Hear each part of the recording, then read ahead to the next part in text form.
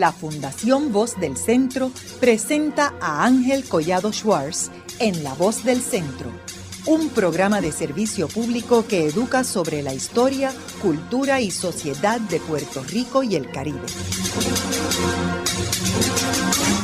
Saludos a todos. El programa de hoy está titulado Juan Manuel García Pasalacua y el Hegemón. Y hoy tenemos como nuestro invitado al doctor José Carlos Arroyo Muñoz, quien es profesor de Historia en la Universidad Interamericana del Recinto Metropolitano y que es autor de varios libros y ha estado anteriormente aquí en el programa. Juan Manuel García Pasalacua fue uno de los principales intelectuales en Puerto Rico, analista político, pensador, fue ayudante del gobernador Luis Muñoz Marín y después fue ayudante especial también de Roberto Sánchez Vilella. Y es una persona que dejó unas huellas bien grandes en este país y fue profesor en la Universidad del Centro de Estudios Avanzados de Puerto Rico y el Caribe y tuvo muchos estudiantes. Yo fui uno de sus estudiantes por varios años.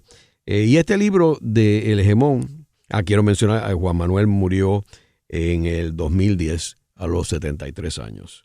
Y este libro que vamos a hablar hoy, El Hegemón, Otredad y Mismidad de otra cara, de la otra cara. Lo publicó en el 1994, o sea, hace 30 años publica este libro. José Carlos, háblanos un poco sobre cómo es que surge este libro, y qué es lo que planteaba, qué es lo que quería hacer Juanma con este libro. Bueno, antes que todo, pues, gracias por tenerme de nuevo en tu programa. Siempre es un placer. Y hablar de Juanma, pues para mí es algo muy especial. Porque al igual que tú, yo fui su estudiante. Juanma tiene una cara que mucha gente no conoce, que es el Juanma académico, que es el Juanma mentor, que es el Juanma amigo. Y son muchos los historiadores, los intelectuales puertorriqueños que le deben sus carreras a Juanma, porque los asesoró, los ayudó, y la lista es larga. No voy a entrar en eso ahora, pero sí es una fase de Juanma que mucha gente desconoce y está íntimamente atada a este libro. Resulta que este libro fue parte de un curso que él impartió en el Centro de Estudios Avanzados de Puerto Rico y el Caribe. De ahí de esos cursos salieron varias publicaciones. Incluso Hegemón, Otredad y Mismidad de la otra cara. Y como bien señalas, ya cumple 3 décadas. Y es un libro muy importante que creo que hay que mirarlo con mucho detalle. Es parte de un esfuerzo que hizo Juanma por tratar de llevar una visión diferente a los estudiantes de historia del Centro de Estudios Avanzados para que pudiesen ver que la historia de Puerto Rico no se puede definir solamente por lo que pasa en las costas de Puerto Rico. De que la relación con Estados Unidos es importantísima en esa ecuación de nuestra historia. Y que hay que entender a la metrópoli. Ese intento también coincide con un giro intelectual que da Juanma. Juanma se va a convertir en un estudioso del culturalismo, por decirle de una manera, ¿no? Y va a estar muy influenciado por pensadores como Edward Said y Manuel Wallerstein, especialmente la geocultura de Manuel Wallerstein. Y esto va a tener un impacto muy grande en los trabajos que él va a hacer, que fueron muy productivos entre la década del 90 y el principio de los 2000. Como bien sabes, Juanma escribió más de 20 libros. Incluso uno póstumo con Jaime Rodríguez Cancel, que fueron conversaciones sobre geopolítica, geocultura y postcolonialismo del 2005 al 2007. Un libro excelente. Así que esa producción de Juanma fue vasta desde la década de los 60, ¿no? Pero especialmente esos últimos años va a producir unos libros de gran importancia, entre ellos de ese ciclo culturalista, Dignidad y Jaivería, Temer y Ser puertorriqueño, del 93, el de Gemón, Invadiendo al Invasor, que es otro libro importantísimo, que lo va a publicar en el 99, todos con Editorial Cultural, Afirmación Cultural, Afirmación Nacional, que es del 2001, y El Umbral de la Pobreza, que la publica entonces ya con la Universidad del Turabo en el 2009. Ahora, en este libro de Hegemón, primero, José Carlos, me gustaría que definiera la palabra hegemón para nuestros radioescuchas. Sí, es una palabra un poco rara, ¿no? Pero proviene del griego y era la ciudad-estado que ejercía influencia y poder sobre las otras ciudades-estado. Y se usa mucho en las relaciones internacionales para describir un país que es dominante. En el caso de Estados Unidos, es dominante no solamente por sus posturas militares, sino también por su influencia en la economía mundial y en la política mundial. Es en ese sentido que entonces el título, ¿verdad?, pues habla de el hegemón, o sea, la potencia, la otredad, la diferencia entre Puerto Rico y esa potencia, y la mismidad, el esfuerzo que se hizo en un momento dado de crear una ilusión de que éramos una cosa. Entonces él le llama de la otra cara, que significa la cara de Estados Unidos.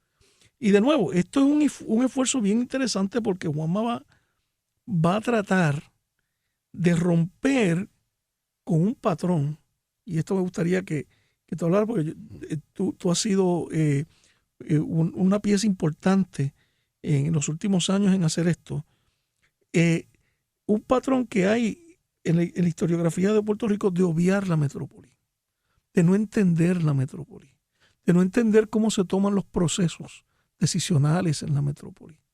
Entonces, en ese esfuerzo, Juanma plantea en este libro una metodología un poco curiosa para Puerto Rico. Él va a tomar, y tengo que decir esto con cuidado, ¿verdad?, porque él no cita a Said en este libro todavía. Lo va a hacer en Invadiendo al Invasor. Pero los que lo conocimos sabemos que Juanma era un lector voraz. Y me sospecho que ya para este tiempo él estaba empapado, especialmente porque su hija Ivonne Marie también estaba en estudios culturales, y sé que ellos llevaban una relación de una conversación sobre estos temas. Y él va a tomar las teorías de Said, ¿verdad?, tanto en Hegemón como Invadiendo al Invasor, de que las metrópolis, Occidente, va a definir a Oriente, ¿verdad?, en el caso de orientalismo, que es el gran libro y teoría de Said, que los va a definir a través del discurso, a través de lo que se escribe, a través del conocimiento, a través de las disciplinas que lo estudian. Y Juanma va a coger 100 textos a través de la historia de la relación de Puerto Rico y Estados Unidos. Fíjate que la fecha, 94, nos estamos acercando a los 100 años, y él va a coger 100 textos publicados en Estados Unidos sobre Puerto Rico y los va a analizar. Y esto, en ese análisis, pues él va a darnos una visión de cómo pensaban los Estados Unidos sobre Puerto Rico a través de sus textos. ¿De dónde venían? ¿De quiénes eran los autores de estos textos? Pues muchos de ellos eran expertos en relaciones internacionales, historiadores, académicos, intelectuales, tecnócratas. Es una gran variedad. Pero sí, Juanma nos hace ver algo que nosotros aquí hemos obviado, que el proceso de tomar decisiones en Estados Unidos es mucho más complejo de lo que nosotros entendemos. generalmente cuando nosotros queremos ver lo que va a hacer Estados Unidos con nosotros, o sea, las dinámicas de nuestra relación, nos enfocamos en los actores. Fíjate que entonces miramos quién es el presidente, qué partido ganó, y ya pensamos que eso se quedó ahí. Y Juanma dice, no, esa es una parte importante, pero es una parte. Hay otra cara, y esa cara es un debate intelectual que se da en Estados Unidos sobre la política pública y la política internacional. Y Puerto Rico no es una excepción.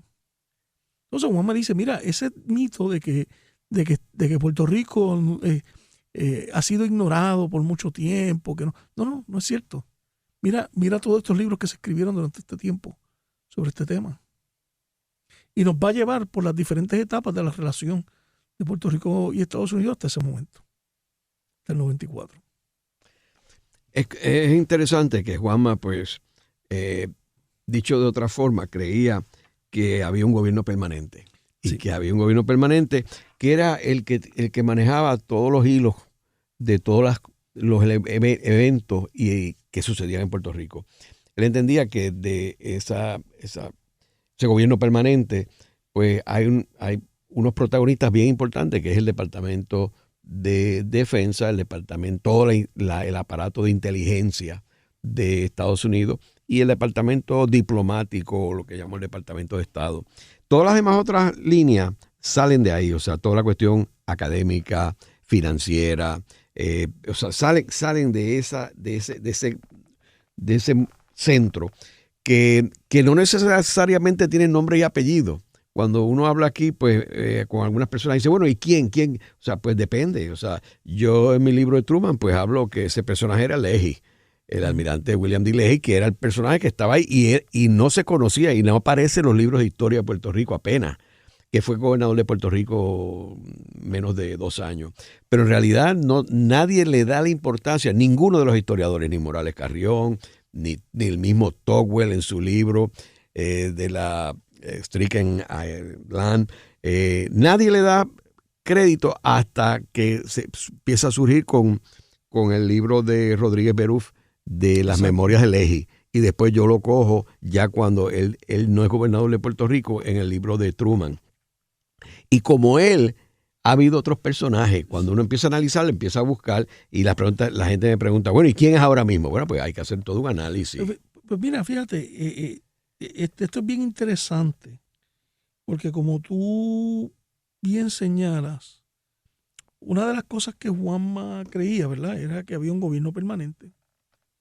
Y en este libro, estas primeras 7 páginas, que son la introducción, son fundamentales, porque él explica que, contrario a lo que nosotros pensamos, ¿verdad?, que es el actor, el político, el presidente, el senador, él dice, no, mira, esto es un poquito más complicado que eso.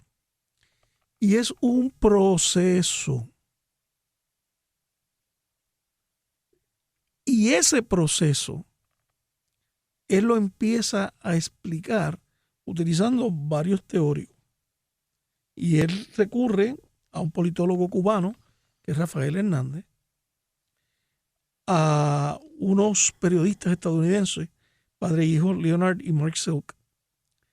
Y entonces él dice que el proceso decisional de Estados Unidos involucra 3 grandes grupos.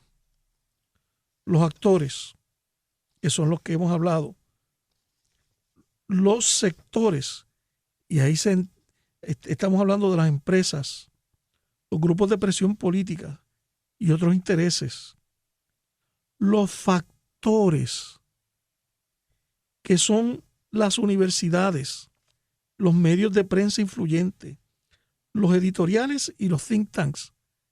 Y entonces lo que hacen los factores es que canalizan la ansiedad de los sectores y las preocupaciones y aspiraciones, llevan ese debate, ¿verdad?, lo verbalizan, y los actores lo consumen. cita después el lado que tú mencionas, el de que él cita a quien fue en su momento presidente del Brookings Institute, Emil Gordon, y él básicamente lo que dice es, este proceso, este debate que se da, que incluye estos factores, también involucra a los senadores y sus ayudantes, los presidentes y esos burócratas que nosotros no vemos. Es en esa discusión que entonces se genera la política pública internacional de Estados Unidos. Ahí entra el Council of Foreign Relations, ahí entra el Brookings Institute, ahí entra el Heritage Foundation, ahí entra el Cato Institute y los muchos think tanks que hay en Estados Unidos. Incluso, como tú bien sabes, muchos de estos think tanks incluso crean legislación, modelos, que después vienen los actores, los adoptan y son los que le dan la cara al público. Pero las ideas no necesariamente emanan de ellos. Y ese lado, yo creo que es una de las grandes aportaciones que ha hecho Juanma. Y sabe, yo lo he visto más allá del tema de Puerto Rico. Incluso, ¿cómo ha podido entrar la ultraderecha en Estados Unidos al poder en estos momentos? Sigue ese modelo. Fíjate que se va creando primero los think tanks, el Heritage Foundation, etcétera, que son ultraconservadores o muy conservadores. Entran entonces también los grupos de presión, el Tea Party. Entran los intereses económicos que van a respaldar a la ultraderecha. Y entran también entonces el debate, la conversación, la construcción del discurso. Y ahí tenemos a Steve Bannon y Baber Nuss. Cuando lo vemos de esa manera, lo que hacía falta era el actor que llevara la voz cantante.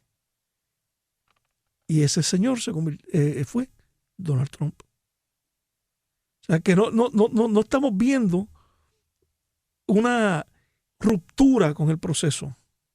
Al contrario, lo que estamos viendo es que se adaptó y se movió más a la derecha. Pero asimismo lo podemos ver en tantas otras instancias. Por ejemplo, la guerra contra el terrorismo, ¿verdad? El antiislamismo. ¿De dónde viene esto? Esto viene de unos debates que se dieron en revistas como Foreign Policy y después en publicaciones como Clash of Civilizations, por mencionar una, porque son más, que fueron moldeando desde los 90 una visión sobre una problemática en las relaciones internacionales con el mundo musulmán. Si miramos la fecha en que se publica Clash of Civilization de Samuel Huntington, estamos hablando de 1991. Pero 10 años más adelante vamos a ver el resultado. Ahora, José Carlos, volviendo otra vez a Hegemón, y los temas que habla Juanma, que tú mencionas que él cogió 100 libros. Si uno cogemos al principio, o sea, por ejemplo, uno de los libros yo creo más fascinante, y eso yo lo discutí con Juanma en varias ocasiones, que es el libro de Our Island and Their People. Uh-huh. Our Islands and Their People. Y el nombre nada más lo dice todo, porque está hablando de Estados Unidos, hablando de nuestras islas, nuestros territorios y su gente, en ese orden. Lo importante es el territorio que cogiste. Y es curioso que no solamente están las islas que pertenecían literalmente a los Estados Unidos, sino que ellos incluyen a Cuba. Uh-huh. Porque aunque Cuba era un país soberano, para efectos de Estados Unidos era de ellos, igual que Puerto Rico. Ellos lo controlaban de otra forma. Y ellos tuvieron que darle la soberanía porque el Congreso de Estados Unidos no aceptaría una isla tan grande, con una población africana tan importante, no lo iba a aceptar. Y por eso ellos estaban claros de que no iban a anexar ni podían anexar a Cuba. También otro libro que él menciona es Our New Possessions. O sea, tú ves toda esta literatura de principios del siglo XX, que es recién la invasión de Estados Unidos, y todo está hablando de sus territorios y qué van a hacer con ellos.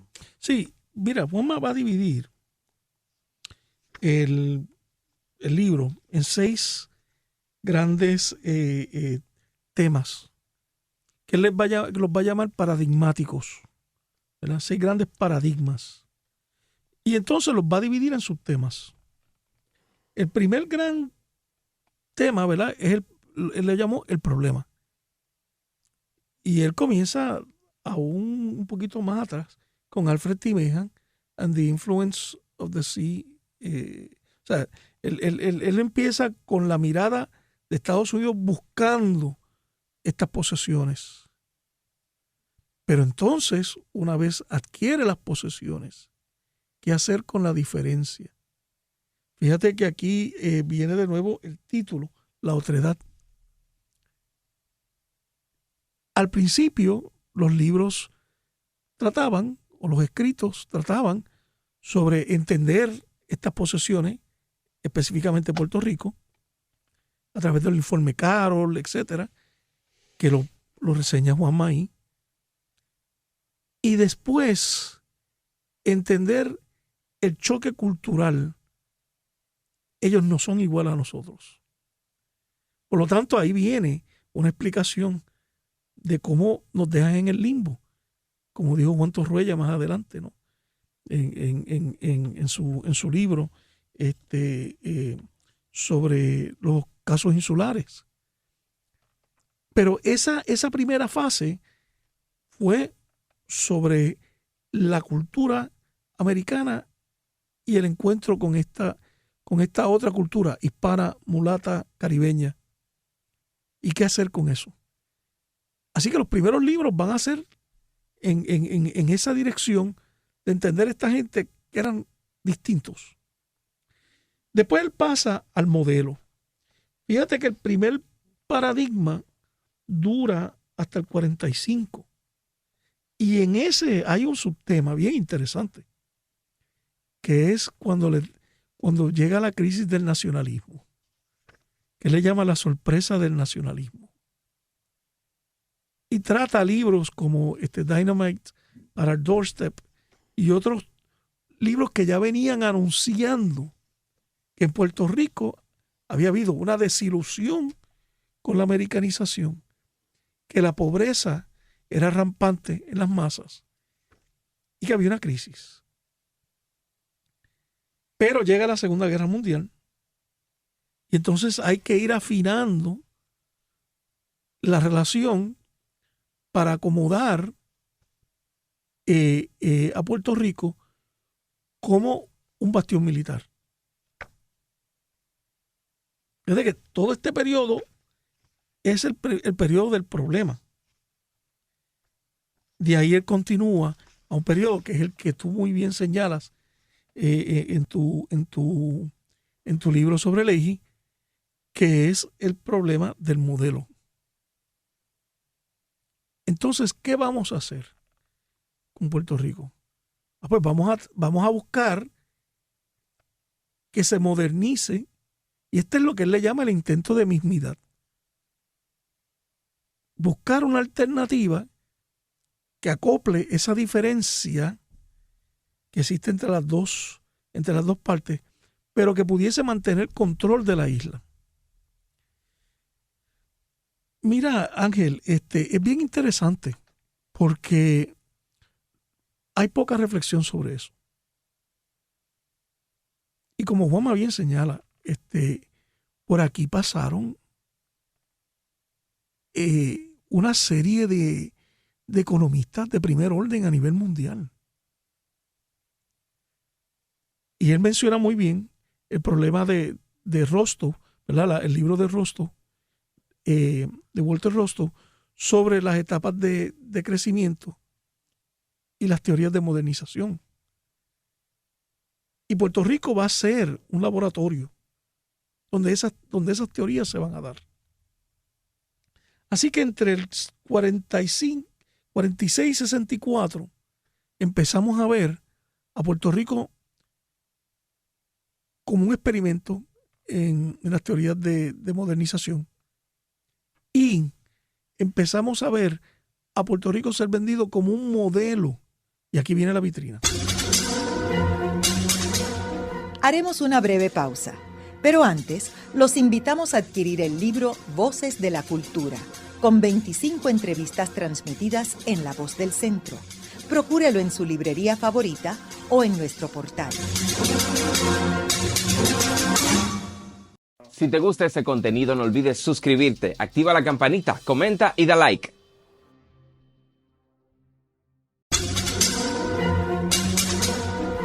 Continuamos con la parte final de La Voz del Centro con Ángel Collado Schwartz. Pueden enviarnos sus comentarios a través de nuestro portal www.vozdelcentro.org. Continuamos con el programa de hoy titulado Juan Manuel García Pasalacua y el Hegemón. Hoy tenemos como nuestro invitado al doctor José Carlos Arroyo Muñoz, quien es profesor de Historia en la Universidad Interamericana del Recinto Metropolitano. En el segmento anterior estuvimos hablando sobre este importante libro que publicó Juan Manuel García Pasalacua en el 1994, o sea, hace 30 años. Y el título completo es Hegemón, Otredad y Mismidad de otra cara, de la otra cara. Y hablamos de que en este libro, pues Juanma en realidad hace un emplazamiento en términos de cambiar la visión de analizar la situación de Puerto Rico de una más insularista, que es más viéndonos nosotros mismos, a ver cómo el americano, el estadounidense veía a Puerto Rico y todos los eventos que estaban detrás de todos los eventos que han sucedido a través de nuestra historia. Si nosotros analizamos la historia de Puerto Rico desde esa perspectiva, uno claramente se da cuenta de que todas las movidas que ha hecho Estados Unidos desde la primera, que fue la invasión del 1898, siempre responden a los intereses de la metrópoli, no a los de Puerto Rico. Y quiero decir que eso no es inusual, o sea, cuando Gran Bretaña, cuando Francia tomaban decisiones en los territorios de ellos, siempre obedecían a los intereses de la metrópolis, claro, no de la colonia. La colonia está para jugar un juego y llenar una necesidad y unos objetivos que tiene la metrópolis. Y nosotros a través de nuestra historia siempre lo hemos visto al revés. Siempre hemos visto nuestra historia como lo que sucedió ajeno a lo que sucedía en otras partes del planeta, y en el caso particular desde el 1898 lo que sucedía en Estados Unidos. Nos quedamos hablamos de la primera parte de la invasión de Puerto Rico y cómo se convierte en un problema. Y ahí el Brookings Institute publica su libro Puerto Rico and its Problem, porque había cambiado el nombre a Puerto Rico a Puerto Rico, que después obviamente tuvieron que devolvérselo. Pero nos quedamos en la segunda parte de Puerto Rico como un problema, como un modelo. Sí, esta parte yo creo que aquí se nos va la vida. Porque cuando nosotros vemos el fenómeno de Muñoz y el Partido Popular, tendemos a darle una agencia, un poder de actuación a Muñoz y al Partido Popular, que aunque es muy importante, ¿verdad? No vamos a negar que fueron protagonistas, pero no vemos lo que había detrás. Y aquí Juanma, de nuevo, el giro culturalista, mirando los estudios que se estaban haciendo sobre Puerto Rico, las personas que estaban, Leontief, premio Nobel, estuvo aquí. Estoy tratando de Galbraith, estuvo aquí. Y especialmente hay una figura que es Carl Friedrich, que también en términos constitucionales va a jugar un rol importante. en el desarrollo de eso que llamamos el Estado Libre Asociado, de eso que fue en su momento el modelo. Pero son figuras que en nuestra historiografía no aparecen. Y fíjate que tratar de entender, por ejemplo, cuando Muñoz hace un intento, o el Partido Popular hace un intento de desarrollar el Estado Libre Asociado, luego de lo que sucede en el 53, vamos a ver que traen a Puerto Rico, acá a Friedrich, a dar unas conferencias, Middle Road to Freedom, que está en este libro. Y Friedrich señala unas deficiencias que habían en la relación con Puerto Rico y Estados Unidos. Y después se publican. Y en cierta forma, este va a ser el modelo que se va a buscar para la aspiración hacia una relación de libre asociación más satisfactoria que la que existía en ese momento. Y reconoce aquí al mismo Rexford Togwell, sí, que era probablemente uno de los gobernadores más académicos, más profundos que había traído Puerto Rico, y entonces profesor universitario, etcétera. Entonces cuando publica su libro Strickland. Sí, porque ¿sabes algo, Ángel? Nosotros, una de las cosas que tendemos a obviar es que Estados Unidos depende en gran medida, ¿verdad?, para tomar sus decisiones, de la academia, de los think tanks. Y nosotros, nuestro mundo no funciona así. No necesariamente así. ¿Y por qué un Togwell? ¿Verdad? Porque Togwell era un economista de renombre, porque Togwell era un académico de renombre. O sea, vamos, Perloff, Harvey S. Perloff, que también aparece en el libro, él suple el modelo a seguir económico. Lo que Juanma trata de hacer es decir, mira, nuestra historiografía tiene unos, lo que le llamaríamos en inglés, unos blind spots. Unas lagunas. Unas lagunas que no podemos, que no vemos. Claro, entonces, no es que se está haciendo revisionismo, es que se está haciendo ciencia. Tenemos un conocimiento de algo concreto que nuestra historiografía ha cubierto, pero ahora estamos indagando otros aspectos. Y desde otra perspectiva. Fíjate que es bien interesante porque, y de nuevo quiero enfatizar, antes de continuar en lo de los temas, este aspecto de la influencia de Said en Juanma. Que de hecho, tú conociste a Said. Sí, claro. Y pudieron compartir. Sí.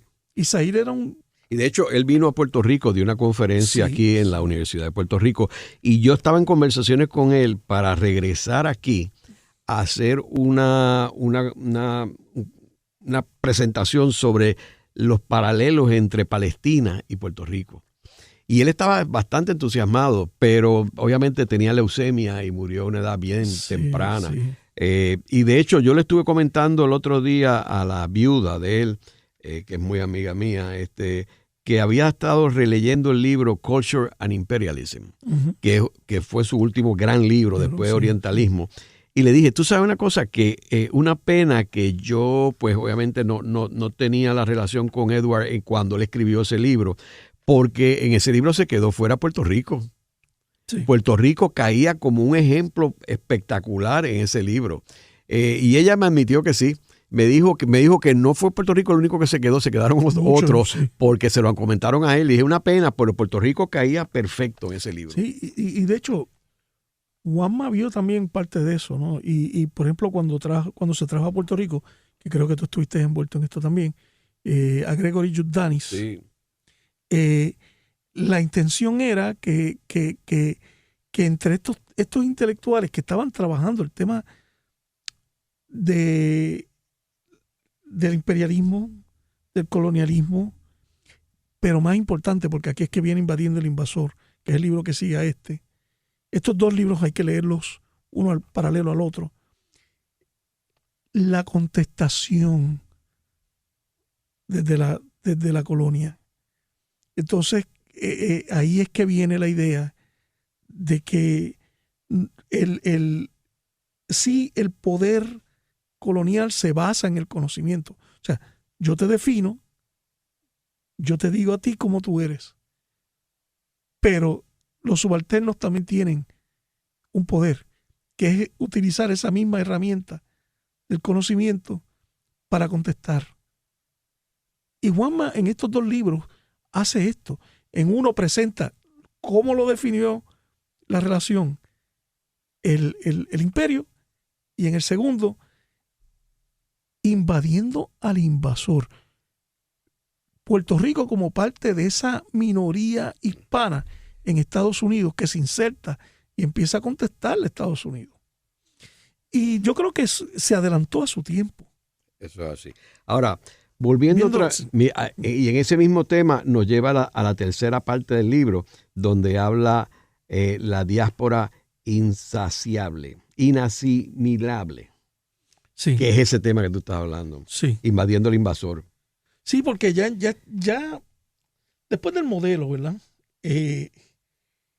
Cuando se da la salida de Muñoz, entra Sánchez Vilella, y vienen todos los problemas de la hegemonía del Partido Popular aquí, surge otra condición, y es el dilema.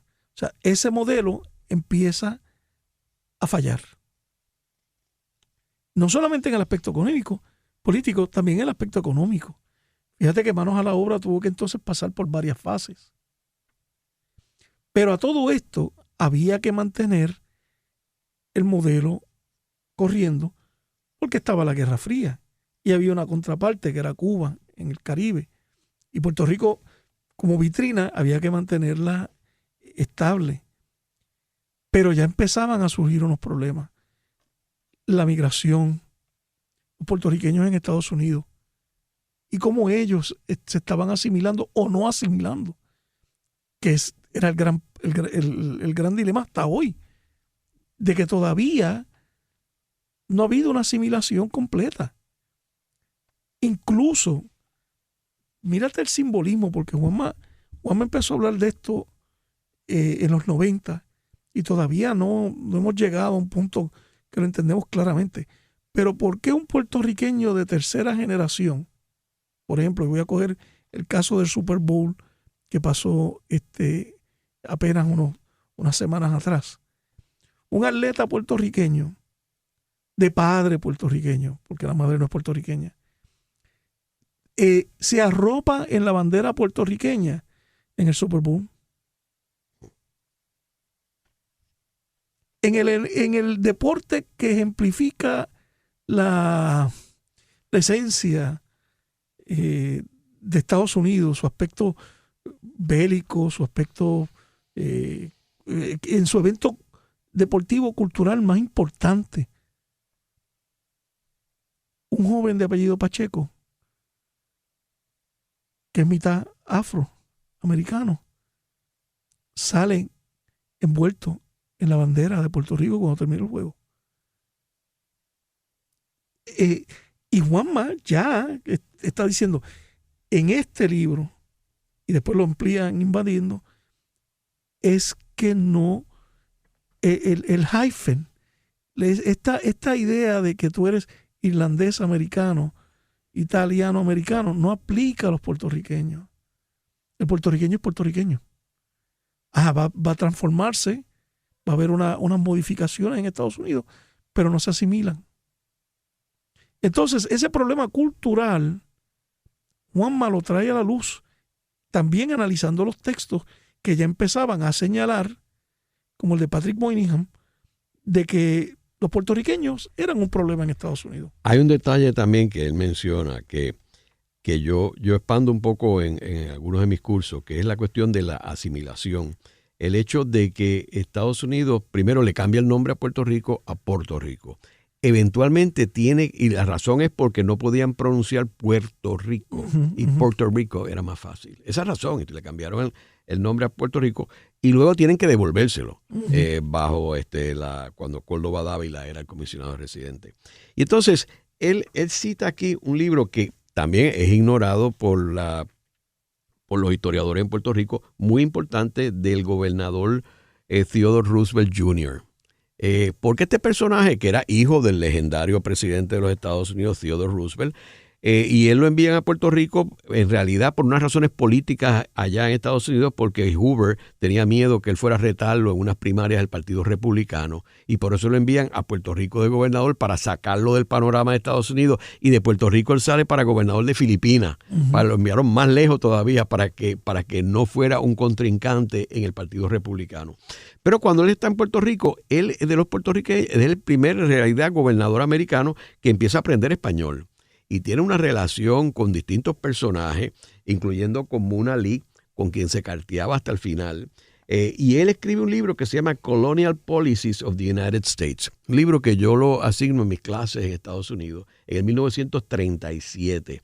Y ahí le hace un emplazamiento donde dice, mira, esta gente no son asimilar, no se puedes asimilar, porque esta gente son distintos a nosotros. Y él específicamente dice, y no voy a decir si somos nosotros mejores que ellos o ellos mejores que nosotros. Solamente mi planteamiento es que esta gente es una cultura distinta y una gente distinta, y es en realidad una confirmación de lo que ellos pretendían, que no era convertir a Puerto Rico en un estado, porque eso estaba clarísimo al principio, era americanizar a Puerto Rico. No se podía americanizar. Esta era una cultura distinta y son gente distinta y pueden ser nuestros amigos, pero que es algo que lo vemos hasta el día de hoy. Tú le preguntas a Donald Trump, Donald Trump te diría esto de una forma despectiva, obviamente, porque él es un bully. Pero en realidad te dice ese mismo mensaje, esa gente son distintos a nosotros. Sí, y fíjate que es interesante porque ese personaje, ¿verdad? Y Colonial Policies viene acompañado con el informe del Brookings Institute. Están paralelos. Y vamos a ver que ya también se empieza a entender que había fracasado el modelo económico del monocultivo y que había que diversificar.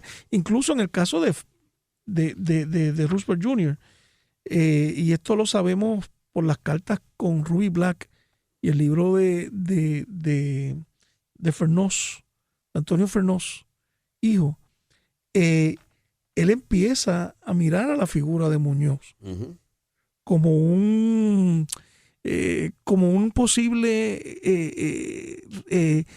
un líder para Puerto Rico. Y él se adelanta un poco. Fíjate que, de nuevo, y aquí volvemos a enfatizar, Juanma insiste de que esto es un proceso complejo y que va a requerir un tiempo. Fíjate todo el tiempo que toma entre el 29, que también ya para aquel tiempo se empieza a hablar de un Estado libre asociado, hasta el momento en que se le concede un gobernador electo a Puerto Rico y después una constitución. Y oye, claro, y siempre teniendo a Estados Unidos el control final. Ya cuando entramos al final de los 60, se asoma otro problema, es el de la anexión. Cosa que también Juanma ve en estos textos, cómo se maneja el asunto. De nuevo, aquí Juanma se adelanta a su tiempo. Fíjate que después viene el de la crisis, ¿verdad? Y finalmente, la solución. Y él, claro, apunta a que Estados Unidos reconoce en ese momento de que no podía asimilar a Puerto Rico, la anexión no era posible, y entonces había que buscar otra alternativa. En la crisis se topa con un segundo surgimiento de un nacionalismo fuerte a través de los grupos de extrema izquierda. Y Estados Unidos tiene que entonces buscar otra alternativa. Juanma lo ve en ese momento como la libre asociación.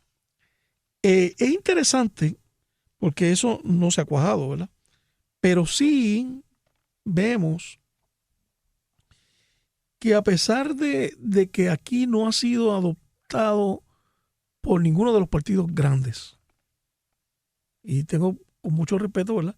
Porque tú has estado envuelto en esas luchas y fuiste protagonista de esta nueva tendencia de los partidos alternos. A pesar de que no se ha dado, ya en los 90 empieza a surgir en la metrópoli esta solución. Curiosamente, en los últimos años, es la que ellos han planteado como una de las alternativas. A pesar de que no goza del apoyo de los partidos principales. Y explica, en cierta forma, el giro de Nydia Velázquez. Volvemos otra vez a Kemith Gordon.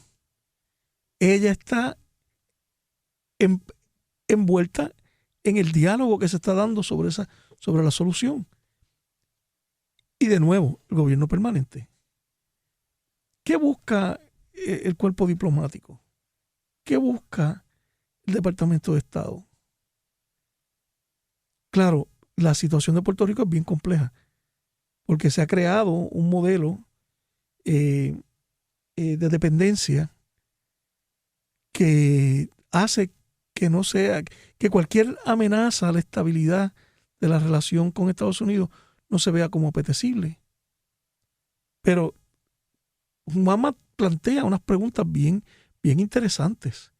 Y quiero enfatizar algo, porque podemos correr el peligro de olvidarnos que Juanma era muy pluralista.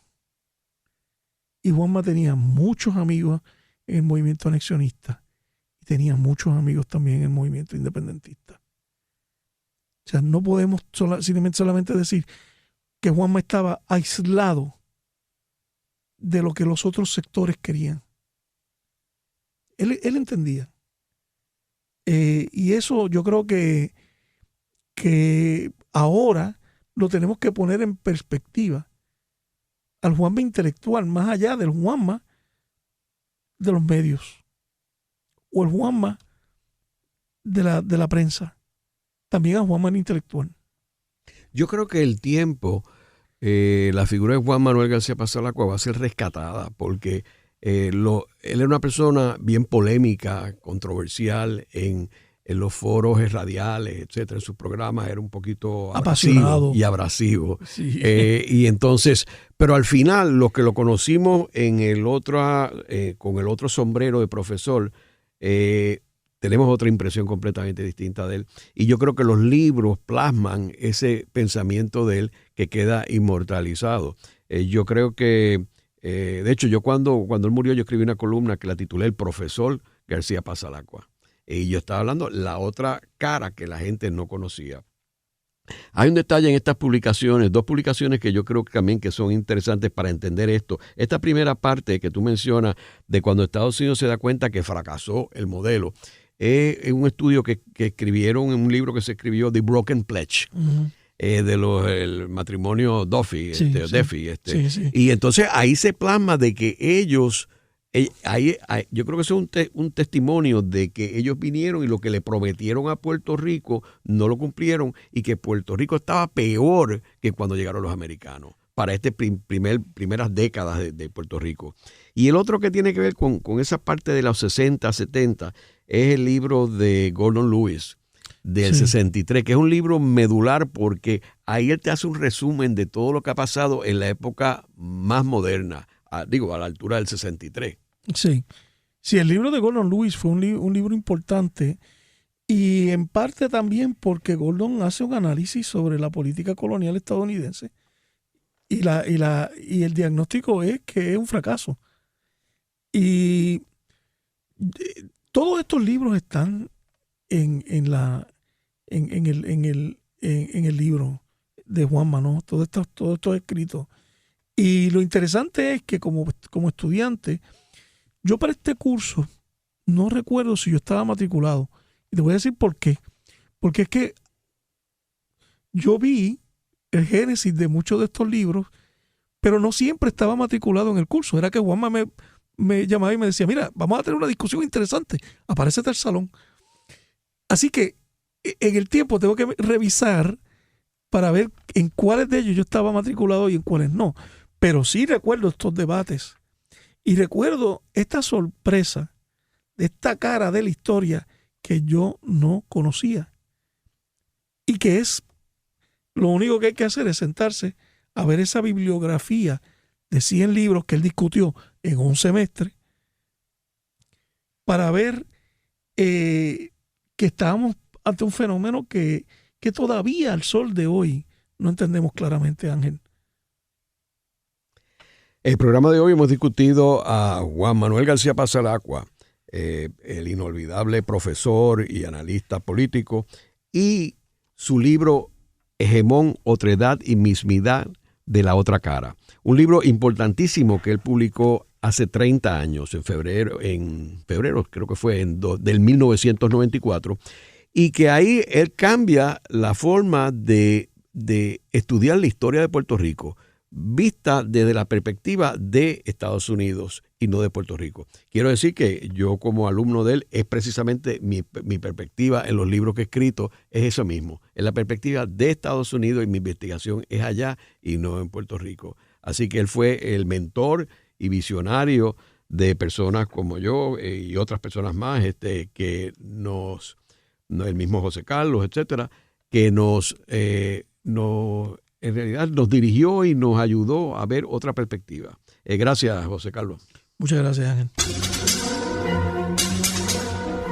Esta ha sido una producción como servicio público de la Fundación Voz del Centro. Los invitamos a sintonizarnos la próxima semana a la misma hora. Y recuerden que pueden adquirir el libro Voces de la Cultura en su librería favorita o en nuestro portal. Para más contenido como este, síguenos en las redes sociales como @Radio Funglode.